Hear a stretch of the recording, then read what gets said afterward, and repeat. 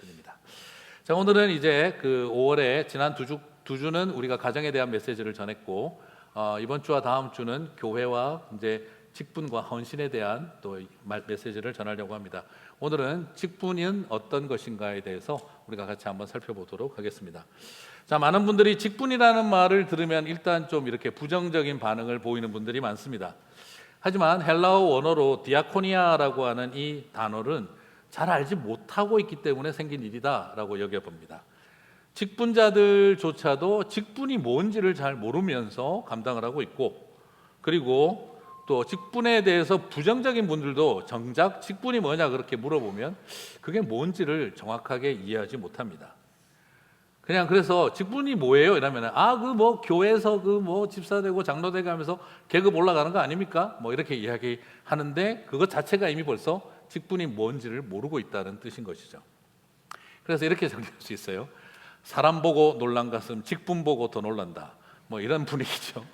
직분자 보고 상한 가슴, 직분 듣고 더 놀란다. 막 이러는 어떤 분위기가 우리도 모르게 생기고 있다라는 것입니다. 자, 그러다 보니까 직분자는 상처 주는데 사실은 그 바람에 직분이 상처를 받고 있어요. 그래서 직분은 억울하다.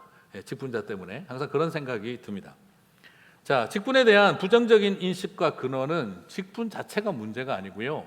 사실은 직분을 권력화로 이해하는 사람들 때문입니다. 여러분, 직분 그 자체는 권력과 상관이 없습니다. 권력은 끊임없이 더 크게 갖고 싶고 더 오래 갖고 싶은 거예요. 권력은 욕심이 많기 때문에 할 수만 있다면 길게, 할 수만 있다면 더 크게 가지려고 합니다. 큰 권세를 원하고 오래 하려는 사람은 권력에 빠진 사람들입니다. 권력에 빠진 사람들은 오래오래 힘을 갖고 싶어하고, 권력에 빠진 사람들은 더 크고 큰 권력을 갖고 싶어합니다. 그러나 하나님의 백성들은 권한을 추구하는 사람들입니다. 어서리티와 제한을, 권한을 가진 사람, 찾는 사람들이라는 거예요. 그래서 나는 기간을 정하고 그리고 내가 가질 수 있는 힘을 제한하는 법을 배워야, 권한을 가져야 온전히 섬길 수가 있는 것이죠. 그러므로 우리가 직분을 권력으로 이해할 때에 오랫동안 더 큰 힘을 갖고 싶어하는 욕망에 빠지게 되는 것입니다. 그래서 교회 안에서도 목회자나 평신도 리더들을 보면 저 사람은 권력의 욕망에 빠졌구나 하는 걸 발견하게 됩니다. 오랫동안 더 크게 갖고 싶어 할 때 그 함정이 드러나는 것이죠. 그렇다고 한다면 직분은 무엇을 의미하는 걸까요? 존 컬린스는 이것에 대해서 이렇게 말합니다. 헬라어 디아코니아는 단순한 섬김이 아니다라는 거예요. 같이 읽어보겠습니다. 타자를 위해 자신을 위험에 두는 행위. 디아코니아가 가지고 있는 의미를 뭐로 정리하냐 그러면 단순히 섬긴다라는 뜻을 가진 것이 아니라 타인들을 위해 나 자신을 위험에 두는 행위가, 그것이 바로 디아코니아라는 의미라는 것이죠. 자, 어떤 의미에서는 여기서 중요한 포인트는 주님을 위해서가 아니고요, 사람을 위해서라는 겁니다. 자신을, 타인들을 위해서. 여러분, 직분은 엄격히 말하면 무엇을 말하냐 그러면 궁극적으로는 주님을 위한 것이지만 사람을 위해서 주님이 직분을 주셨다는 거예요. 내가 하나님의 종이지 당신들의 종인 줄 알아? 뭘 모르고 있는 사람이 하는 소리입니다. 하나님의 종이라고 부른 것이 아니라 타인들을 섬기는 사람이 되라고 직분을 주셨다는 겁니다.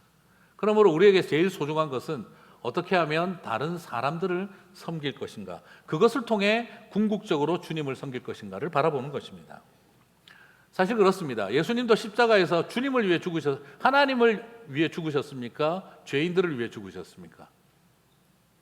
우리들을 위해 죽으셨지 주님을 위해 죽으신 것이 아닙니다. 종교를 위해 생명을 요구하는 것을 우리는 추구하는 것이 아니라 죄인들을 위해 십자가를 지는 복음을 살아야 합니다. 그러므로 종교를 믿지 마시고 복음을 믿으십시오. 그러므로 하나님의 백성들인 우리도 하나님을 위해 뭘 하겠다고 들지 말고 사람들을 어떻게 섬길 수 있을지를 고민하라고 저와 여러분에게 직분을 주셨다는 것입니다. 그것을 어떤 것이냐? 자신의 영광을 위해서가 아니라 나의 희생과 수고하는 삶을 위해서가 아니라 타인들을 위하여 위험에 두는 일이 하라고 직분을 주셨다는 것이죠.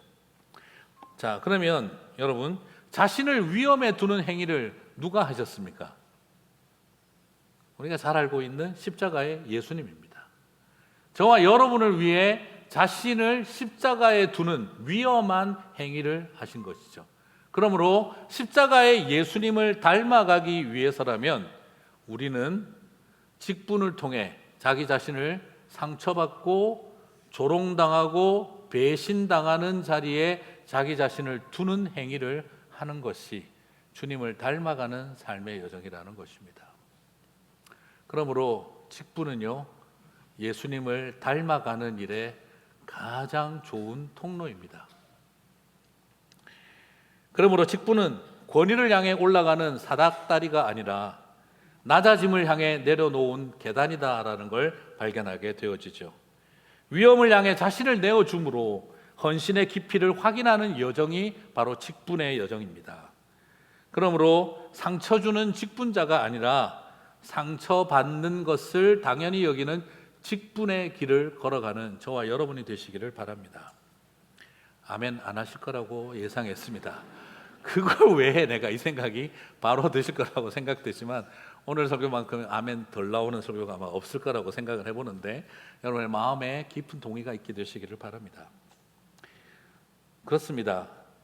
우리가 예수님을 닮아가는 길, 예수님 한번 생각해 보시겠어요? 예수님을 죽음으로 내몬 사람들이요, 직분자들이에요. 제사장들이고 서기관들입니다. 여러분, 직분을 잘못 알고 있는 직분자들은요, 하나님을 죽입니다. 직분자는 예수님을 죽였습니다. 그러나 예수님은 직분자들에게 죽임을 당하면서도 저와 여러분을 향한 메시아로서의 중보의 직분을 포기하지 않으셨습니다. 이것이 하나님의 은혜입니다. 직분자들에게 죽임을 당하면서도 주님은 당신의 메시아로서의 직분을 포기하지 않으셨습니다. 사랑하는 성도 여러분, 그것이 저와 여러분의 길입니다. 교회를 다니면서 직분자들에게 상처받고 고통스러울 수 있지만 그럼에도 불구하고 나의 직분을 포기하지 않겠다. 그것이 주님의 길이었고, 그래서 십자가는 자기 자신을 위험에 두는 행위였던 것이죠. 그러므로 직분을 모르는 사람들, 그들이 직분자가 되어서 문제고, 직분을 모르는 사람들이 직분자 안 되겠다고 큰 소리치고 있는 것이 우리의 현실이라는 것이죠. 그러므로 부탁드리고 싶습니다. 참된 직분을 사모하는 저와 여러분이 되시기를 주님의 이름으로 축복합니다. 그럼 직분의 의미를 이걸 온전히 알고 나면은요, 이제 직분자로서 삶의 태도가 달라집니다. 직분자는 어떤 사람이냐? 보통은 복음의 일꾼이고 교회의 일꾼이다라고 하는데, 우리가 보통 이 복음의 일꾼과 교회의 일꾼을 분리해서 생각을 해요. 복음의 일꾼은 어떤 사람이에요? 교회에서 직분 받고 이런 거는 관심 없고, 이렇게 해외 선교에 나가고 부르심을 받아서 열심히 복음 증거하는 전도자의 사명을 하는 사람들은 복음의 일꾼. 교회의 일꾼은 밖에는 안 나가고 교회 안에 남아가지고 직분 받아서 집사되고 권사되고 장로되고 그러면서 교회에서 일하는 사람들이 교회의 일꾼이다라고 이렇게 분리시키는 도식들이 있는데 전혀 그렇지가 않습니다. 여러분, 해외 선교가 교회 봉사가 되어야죠. 교회 봉사가 해외 선교가 되어야죠. 말씀을 증거하는 일이 교회에서 가르치는 교사의 일과 어떻게 다를 수가 있으며, 교사로서 수고하는 일이 그게 바로 선교적 삶을 살아가는 것과 어떻게 분리가 될 수가 있겠습니까? 그러므로 우리는 그렇게 말해야 됩니다. 복음의 일꾼이라고 해서 교회 밖에서 일하는 사람이 아니고 교회 일꾼이라고 안에서 교회 안에만 있는 사람들이라고 여기지 마시라 이 말입니다. 하나님께서는 이 둘을 동일하게 쓰고 계신다는 거예요. 사도 바울은 골로새서 1장 23절 25절에서 정확하게 말합니다. 만일 너희가 믿음에 거하고 터 위에 굳게 서서 너희 들은 바 복음의 소망에서 흔들리지 아니하면 그리하리라. 이 복음은 천하 만민에게 전파된 바요, 나 바울은, 같이 읽겠습니다. 이 복음의 일꾼이 되었노라. 나는 이제 너희를 위하여 받는 괴로움을 기뻐하고 그리스도의 남은 고난을 그의 몸된 교회를 위하여 내 육체에 채우노라. 내가, 같이 읽겠습니다. 교회의 일꾼 된 것은 하나님이 너희를 위하여 내게 주신 직분을 따라 하나님의 말씀을 이루려 함이나. 오늘 여기에서 바울은 복음의 일꾼과 교회의 일꾼을 전혀 분리시키고 있지 않습니다. 복음의 일꾼과 교회의 일꾼은 동일한 한 하나님의 사명자들입니다. 이것을 이루는 고리로 뭘 삼고 있습니까? 직분을 주셨다라고 하는 거예요. 그러면 여러분, 직분은 누구를 위해, 무엇을 위해 주어진 것일까? 오늘 우리 25절 하반절 한 번만 더 읽어보겠습니다. 하나님이 너희를 위하여 내게 주신 직분을 따라 하나님의 말씀을 이루려 함이니라. 자, 직분은 누구를 위해서 주신 것입니까? 주님을 위한 것입니까? 사람을 위한 것입니까? 사람을 위한 것입니다. 너희를 위하여입니다. 다시 한번 말씀드리지만 직분은 하나님을 위해서 헌신하겠다는 그런 어떤 우리의 아주 영적이고 그리고 형이상학적인 어떤 신비로운 일로 여기지 마세요. 직분은 사람들을 위해서 상처받고 아프기 위해서 받는 것이 직분입니다. 직분을 감당하면서 여러분 상처 안 받을 방법이 있을까요? 제가 우리 교회에서도 그렇고 제가 딴 교회에 있을 때도 그렇고 직분자 교육을 담당할 때마다 제가 기도 제목 적어내라 그러면 절반이 꼭 적어냅니다. 상처받지 않고 이 직분을 감당하게 하옵소서. 제가 그러면 기도, 이거는 죄송한 표현입니다만 목사가 기도해도 소용없는 게 그 기도예요. 아무리 기도해도 소용이 없어요. 제가 200% 그 기도는 노로 응답받는다는 걸 개런티할 수 있습니다. 네. 그 직분 감당하면 반드시 상처받게 되어 있습니다. 예, 하나님 확실하게 노로 응답하십니다. 목회자들도 마찬가지고요. 담임 목회를 하다가 정말 많이 힘들어하던 목사님을 한번 만났습니다. 그 목사님, 목회가 정말 어렵습니다. 목사님도 어려우신가요? 제가 볼 때 목사님은 그냥 좀 쉽게 편하게 하시는 것 같은데 목사님도 목회가 어려우세요? 그래서 제가 목사님, 목회는 어렵지 않습니다. 얼굴 표정이 재수없다 이 표정으로 바로 바뀌더라고요. 그래서 목회는 어려운 게 아닙니다. 목회는 어려운 게 아니고요, 불가능합니다. 어려우면 제 힘으로 할 수 있습니다. 어려우면 저도 해낼 수 있습니다. 그런데 불가능하더군요. 그래서 저는 저 힘으로는 못하겠습니다. 그래서 하나님 하시는 일이다밖에는 할 수밖에 없습니다. 목회가 어려우면 할 수 있습니다. 불가능하니까 은혜로 하는 것 아니겠습니까? 같이 그런 이야기를 나누면서 주님이 하는 법을 배웁시다. 물론 그런 생각은 들어요. 저도 담임 목회할 때 네가 하냐 내가 한다 그래가지고 아멘 하고 왔는데 나만 하는 것 같은데 생각이 자꾸 들기는 들어요.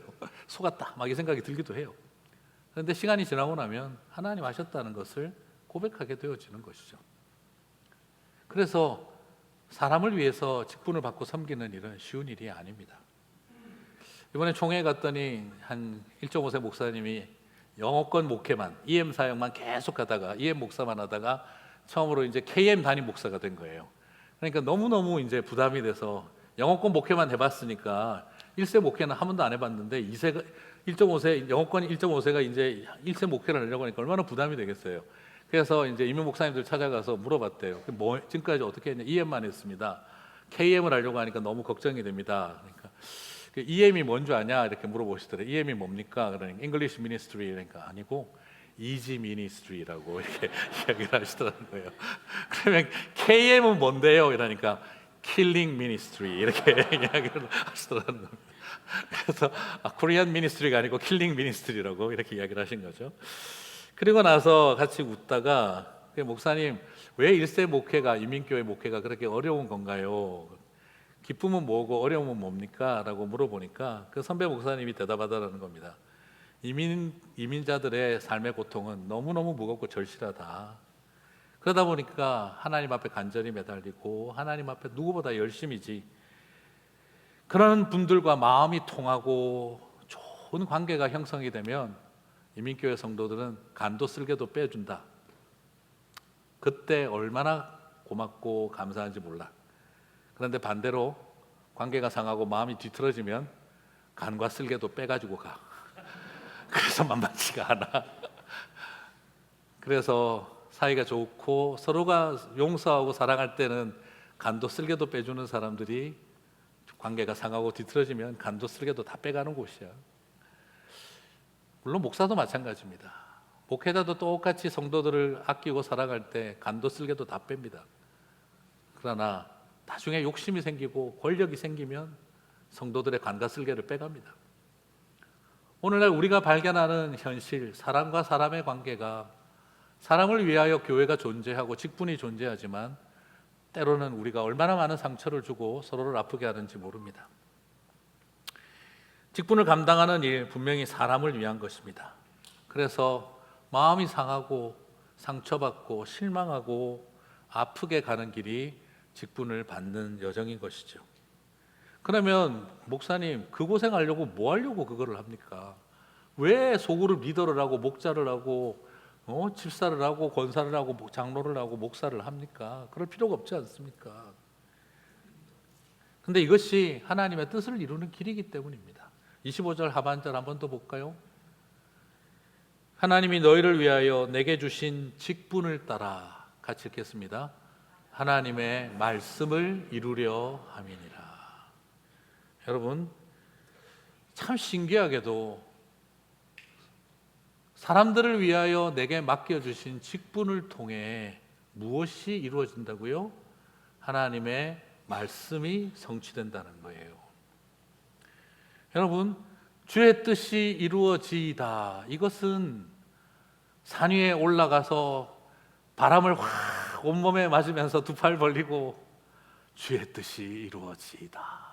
이렇게 도사같이 하는 것이 아닙니다.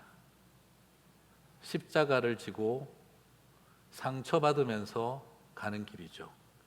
여러분 하나님의 말씀이 이루어진 일이 있습니다. 그게 언제입니까? 예수님이 십자가에서 죽으실 때 하신 말씀입니다.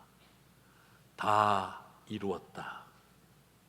사랑하는 성도 여러분, 하나님의 말씀을 예수 그리스도는 십자가에서 죽으시면서 다 이루었다라고 선언하셨습니다.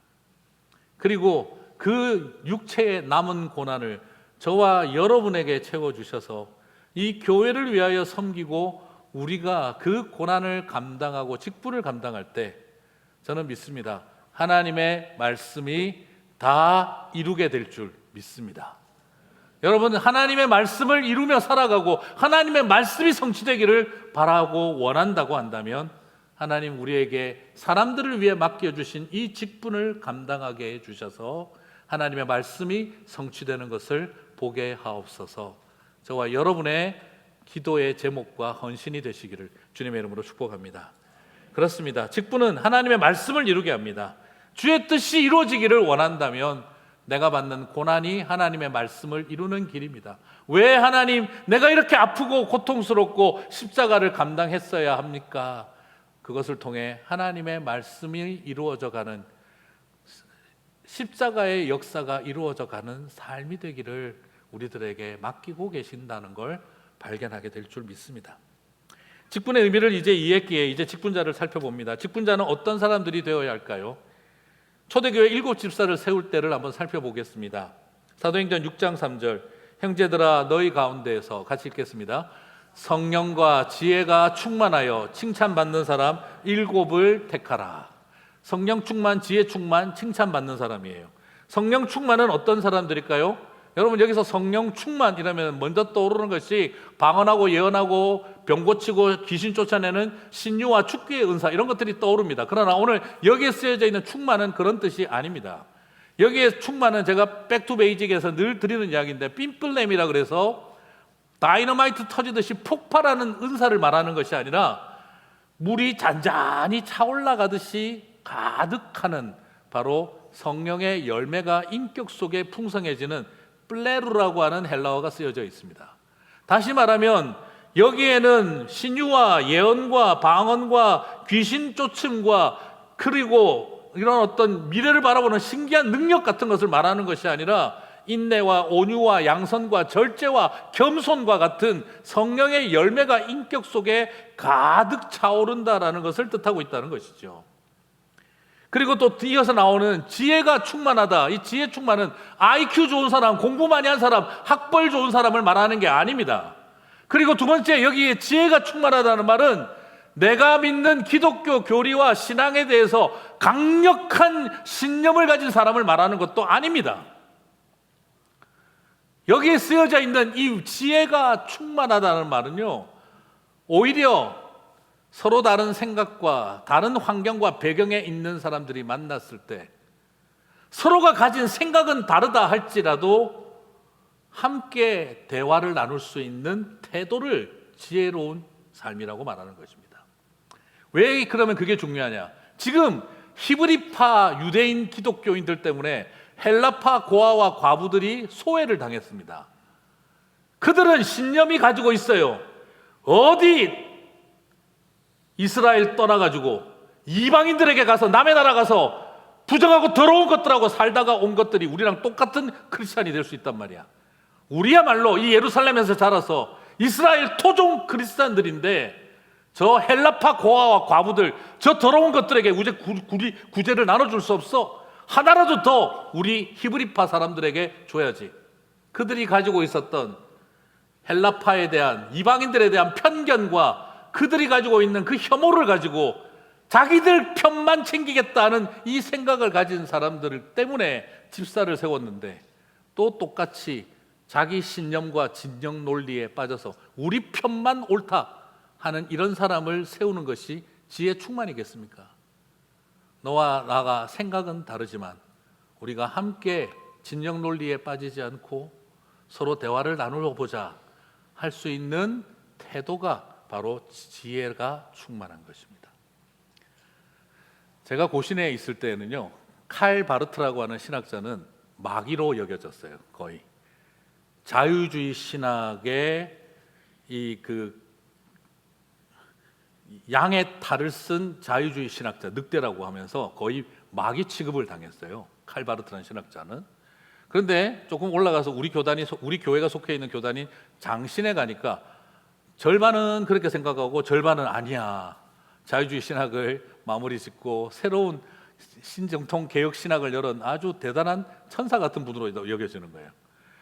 김도영 목사님은 한신에 갔더니 거기는 완전 천사예요. 이런 분이 없어요. 예. 뭐가 옳은 겁니까? 뭐가 맞나요? 제가 있던 고신에 가면 거의 사탄막이고, 우리 교단이 있는 장신에 가면은 뭐 쏘쏘 반반 이렇게 그러고, 또 딴 데 가니까 거기는 훌륭한 분으로 돼 있어요. 무엇이 옳다 그르다를 말하고 싶은 것이 자기 신념에 불타는 사람을 지금 말하고 있는 것이 아니라, 네가 천사로 여기든 마귀로 보든 서로 함께 앉아서 너와 나의 다른 생각은, 입장은 어떤 차이가 있는지 듣고 대화할 수 있고 함께 소통할 수 있는 태도를 지혜가 충만하다라고 한 것입니다. 오늘 이 땅을 살아가면서 하나님의 백성들은 어떤 사람들이 직분자가 되어야겠습니까? 너와 나의 차이와 다름을 이해하고 나의 뚜렷한 생각을 가지고는 있지만, 그러나 상대의 다른 생각을 존중하고 경청할 수 있으며 서로가 함께 다르지만 공존할 수 있는 법을 찾아가는, 나를 존중하고 서로를 존중하는 법을 배우는 사람들이 지혜가 충만한 사람들인 것입니다. 그리고 세 번째로 나오는 것이 바로 사람들에게 칭찬받는 사람. 그런데 오늘 이것이 여러분 세 번째가 아닙니다. 정확하게 히브리어 헬라어 구조로 보게 되면요, 이렇게 되어 있습니다. Good reputation을 받고 있는 사람들 중에서 성령과 지혜가 충만한 사람을 뽑으라. 여러분, 어쩌면 성령 충만, 지혜 충만은 옵션이었고 requirement는 good reputation을 받고 있는 사람, 외부인들에게 좋은 평판을 갖고 있는 사람들을 뽑으라는 겁니다. 오늘 이것을 살펴보면 직분자들은 어떤 사람을 뽑으라는 거죠? 사람들이 존중하고 외부인들이 인정하면서 그 속에서 성령과 지혜가 충만한 사람을 뽑으라고 했던 것입니다. 디모데전서 3장 1절에서 13절은 그리스도인으로서 늘 읽어보셔야 합니다. 직분자가 될 때 어쩌다가 한번 보는 본문이 아니라 늘 성도로서 읽어봐야 합니다. 감독과 집사의 자격을 이야기하고 있는데요, 어떤 사람들을 감독으로, 집사로, 목사와 장로로 집사로 세워야 하는지를 보여주고 있습니다. 이는 성도로서 직분자로 어떤 사람들이 되어야 하는지도 보여주고 있습니다. 그런데 오늘 이 1절과 13절을 다 읽지는 않겠습니다만 전체에서 공통적으로 계속 나오는 것이 있습니다. 그게 뭐냐면 가정을 잘 다스리는 이여야 한다라는 거예요. 다시 말씀드리면 가장 영적인 직분을 감당하는 사람들은 가장 가정적이어야 한다는 것입니다. 좋은 아빠, 좋은 엄마, 훌륭한 남편, 훌륭한 아내가 되어야 교회에서 감독과 집사를 할 자격이 있다라고 이야기를 하고 있는 것입니다. 성경은 가장 신앙적인 직분을 가장 가정적인 삶으로 기초하고 있다는 것을 기억해야 합니다. 그리고 오늘 이 1절에서 13절 사이에 종교적인 표현이 거의 없습니다.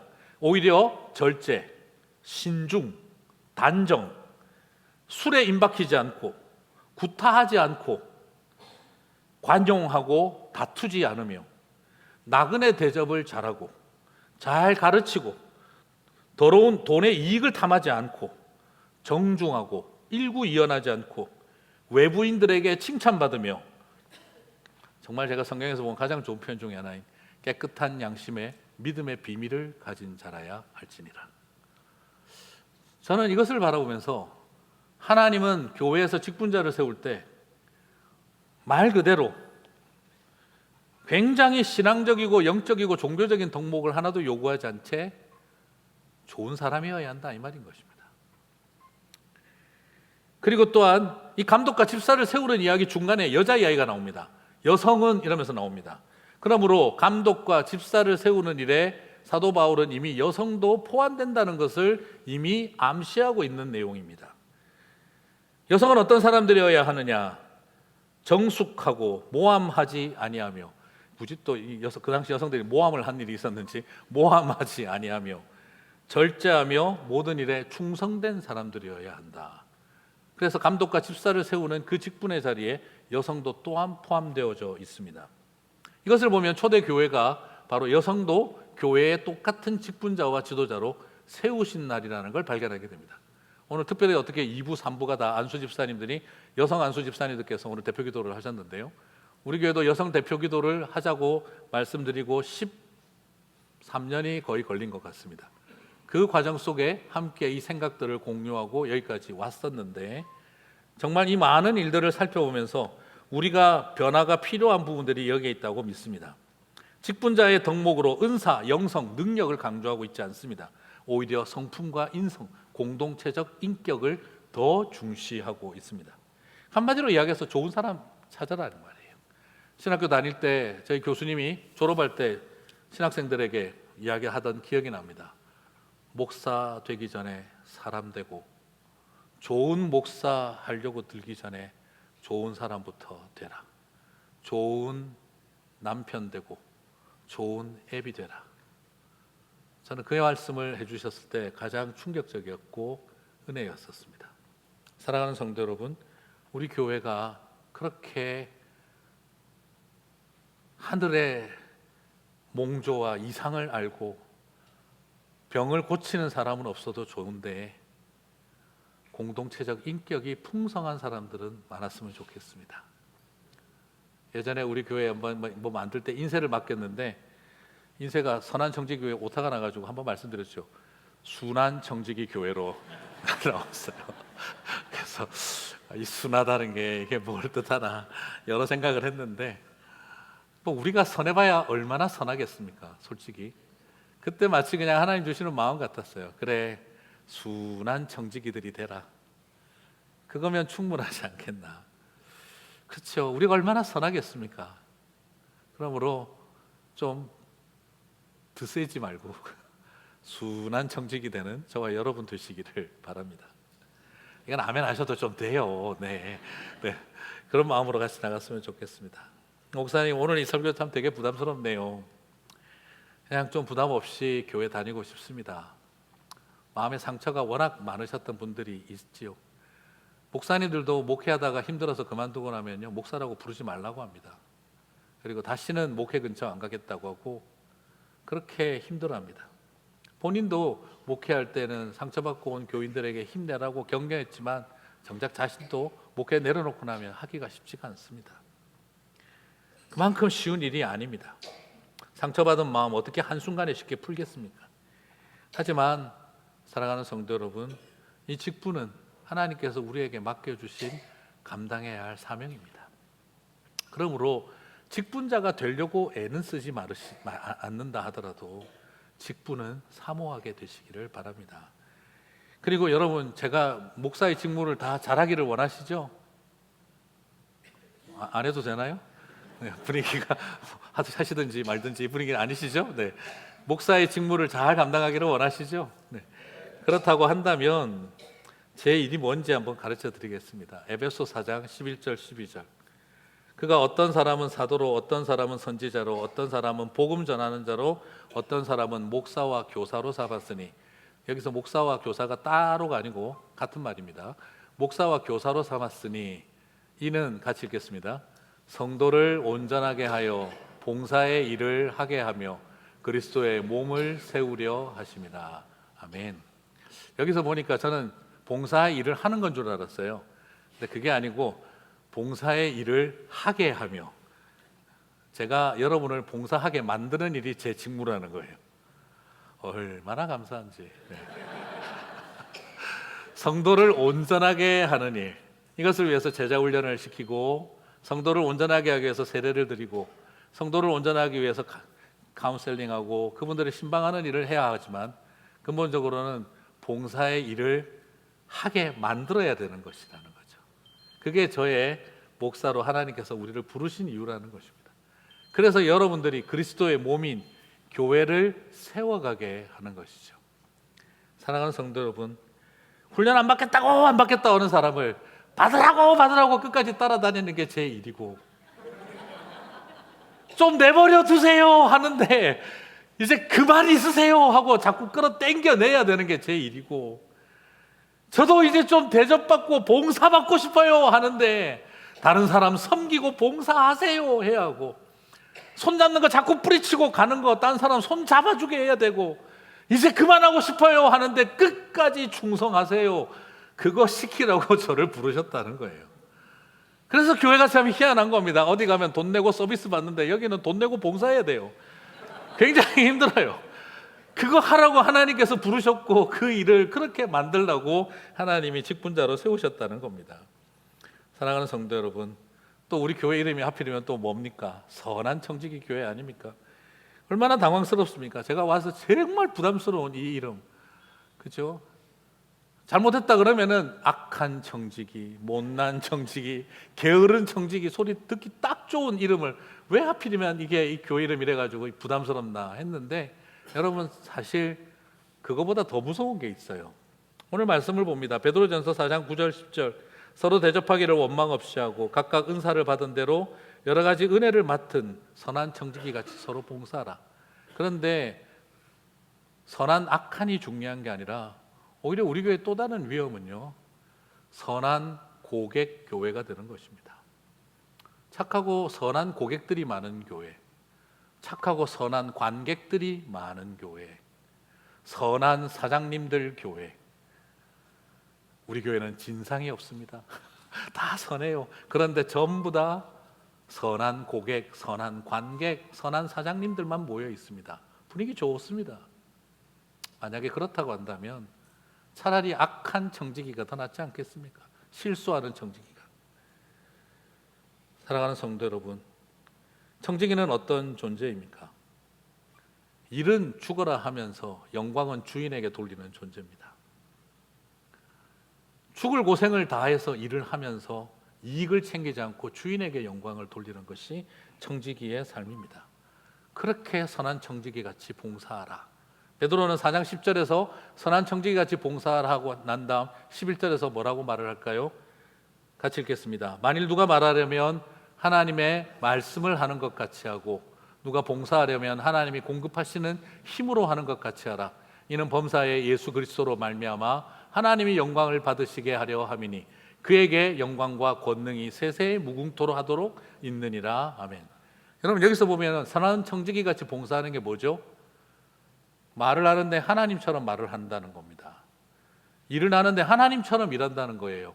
그런데 하나님처럼 말하고 하나님처럼 일하면서 모든 영광은 하나님 한 분만 받으십시오 하는 존재가 바로 선한 청지기 같은 삶입니다.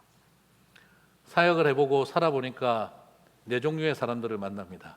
첫 번째, 주인처럼 말하고 주인처럼 일하면서 지가 주인인 줄 아는 사람들이 있어요. 예, 그러니까 착각하고 있는 거예요. 그 다음에 주인처럼 일하고 주인처럼 말하는데 이익은 자기가 다 빼먹으려고 해요. 청직인 건 알아요. 주인이 아니라는 거. 그래서 자기가 다 이익을 챙겨요.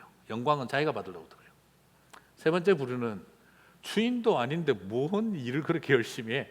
개기는 인간들이에요.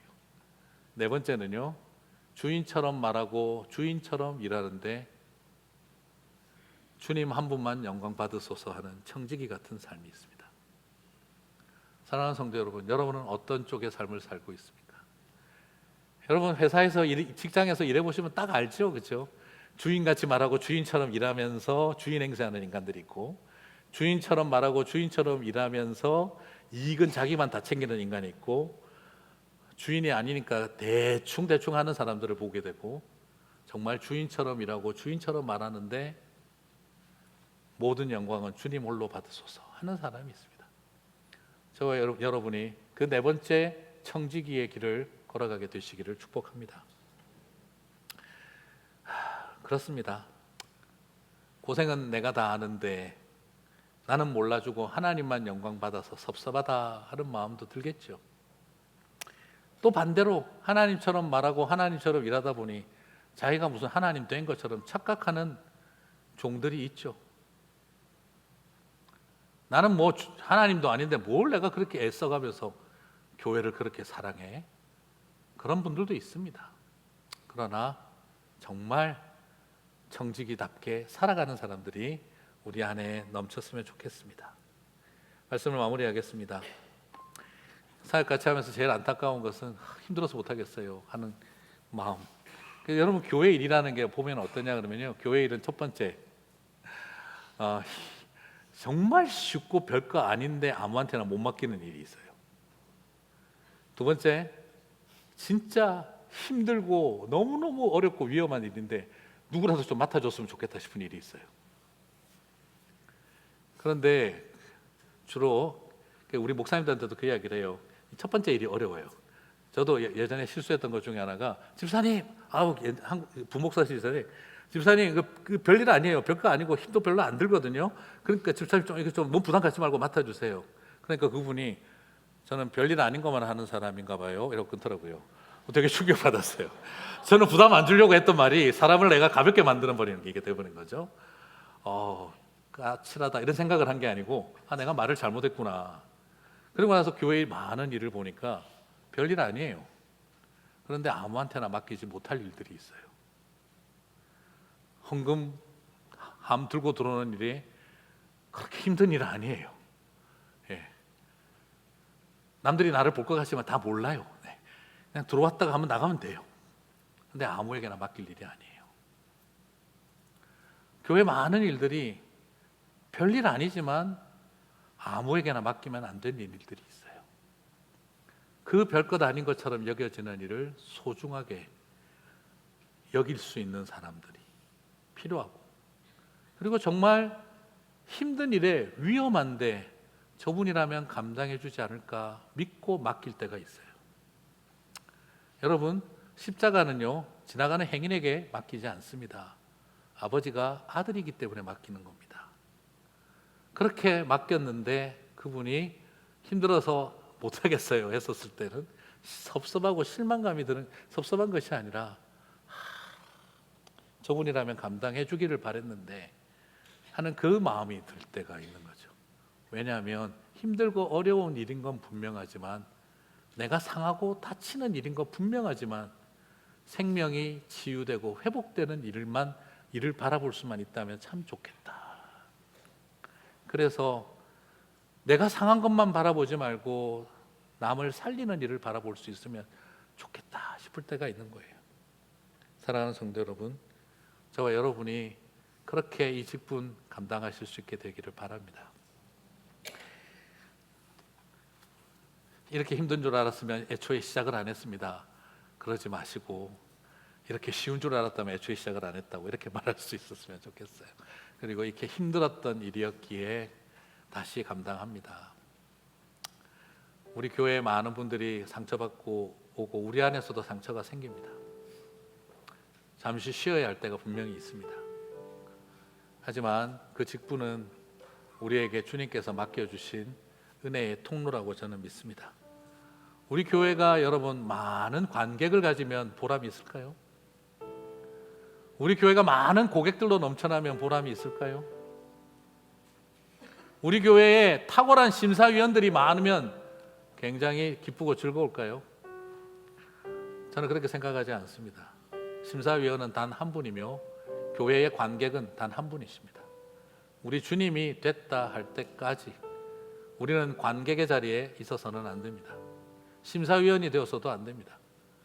오로지 주님만 한 분만이 관객에 계시고 수많은 사람들이 박수를 치든 말든 주님만 고개를 끄덕여 주시면 충분하다 믿고 그 사명 감당하는 청지기가 되시길 축복합니다. 관객입니까? 아니면 청지기입니까? 이 질문을 던지면서 하나님처럼 말하십시오. 그리고 하나님처럼 일하십시오. 그럼에도 불구하고 예수님처럼 십자가를 지십시오. 그리고 난 다음 모든 영광과 존귀는 주님 홀로 받으십시오 라고 찬양할 수 있는 저와 여러분이 되시기를 주님의 이름으로 축복합니다. 함께 자리에서 일어나셔서 찬양하고 기도하고 마치겠습니다.